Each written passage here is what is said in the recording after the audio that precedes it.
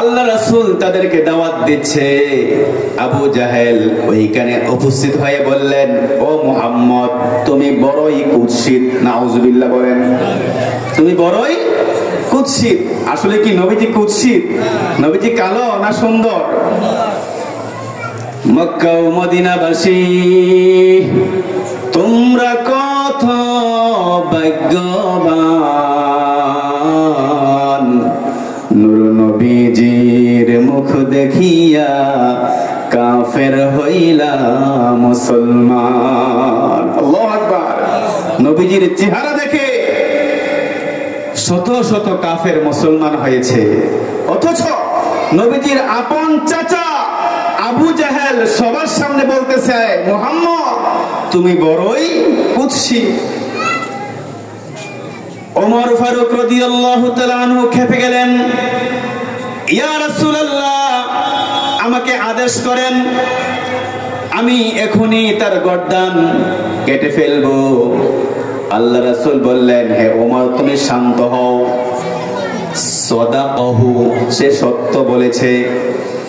আবার কয়েকদিন পরে ওমর রাদিয়াল্লাহু তাআলা আনহু এসে বললেন, ইয়া রাসূলুল্লাহ, ইসলাম গ্রহণ করেছি, সবকিছু ছেড়ে দিয়েছি, দুনিয়ার সবকিছু ছেড়ে দিয়েছি, কুফর ছেড়ে দিয়েছি, শিরক ছেড়ে দিয়েছি, একমাত্র আপনার এই সুন্দর চেহারা দেখে। সুবহানাল্লাহ। আপনার এই সুন্দর চেহারাটা দেখে আমার শুধু তাকিয়েই থাকতে মন চায়। আপনি এত সুন্দর। একবার পূর্ণিমার চাঁদের দিকে তাকাই, আবার আপনার দিকে তাকাই, আমার কাছে মনে হয় পূর্ণিমার চাঁদের চেয়ে আপনার চেহারাটা আরো বেশি সুন্দর। সুবহানাল্লাহ, এত সুন্দর। আপনি সুন্দর। আনতা জামিলুন, আল্লাহু জামিলুন ইউহিব্বুল জামাল। আল্লাহ পাক যেমন সুন্দর, আর দুনিয়ার সমস্ত সৌন্দর্য আল্লাহ পাক আপনাকে দান করে দিয়েছে। সুবহানাল্লাহ। আল্লাহ রাসূল বললেন, সাদাকাতা, হে ওমর, তুমি সত্য বলেছো। সুবহানাল্লাহ। সাথে ছিলেন আবু বকর। কে ছিলেন? আবু বকর। ইয়া রাসূলুল্লাহ, আবু জাহেল আপনাকে কুৎসিত বলেছে, আপনি প্রতিবাদ করতে দেন নাই, আপনি বলেছেন আবু জাহেল সত্য বলেছে। আজকে আবার ওমর আপনাকে সুন্দর বলেছে, আপনি ওমরকেও বলছেন সত্য বলেছে। কারণটা কি? একজনকে বলেছেন সত্য বলেছে, আবার তাকেও বললেন সত্য বলেছে। তখন আল্লাহ রাসূল বললেন, হে আবু বকর, সৌন্দর্য মানুষের অন্তরে বসবাস করে। কারণ তার অন্তরটা যদি সুন্দর হতো, তাহলে তার চোখ সুন্দর হতো, তাহলে সেই চোখ দিয়ে সে আমাকে সুন্দর দেখতে পেত। সুবহানাল্লাহ। সৌন্দর্য কোথায় বসবাস করে? যাকে দেখতে না পারি তার চলন বাঁকা, তাকে আমি দেখতে পারি না, সে যতই ভালো কাজ করুক আমার কাছে কি লাগবে না? ভালো লাগবে না।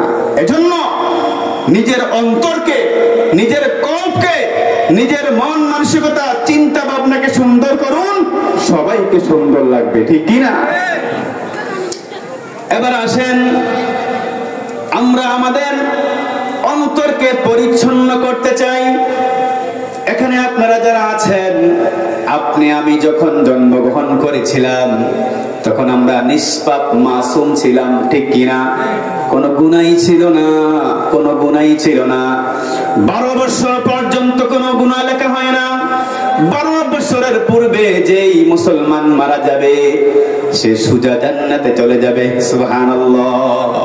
আস্তে আস্তে যখন আমরা চালাক হইতে লাগলাম, বড় হইতে লাগলাম, শিক্ষিত হইতে লাগলাম, জ্ঞানী হতে লাগলাম, তখনই আমাদের কলবের মধ্যে গুনাহ লেখা শুরু হতে লাগলো। নাউজুবিল্লাহ বলেন। তো আল্লাহ পাক যেইভাবে আপনাকে আমাকে পরিচ্ছন্ন করে দুনিয়াতে পাঠিয়েছেন, মাসুম করে পাঠিয়েছেন, আবার ঠিক তেমনি ভাবে আপনার অন্তরটাকে পরিষ্কার পরিচ্ছন্ন করেই কবরে যাইতে হবে।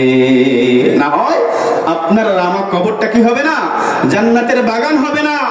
আল্লাহ রাসূল বলেছেন, আল কবরু রাউদাতুম মিন রিয়াজিল জান্নাহ ওয়া হুফরাতুম মিনান নার।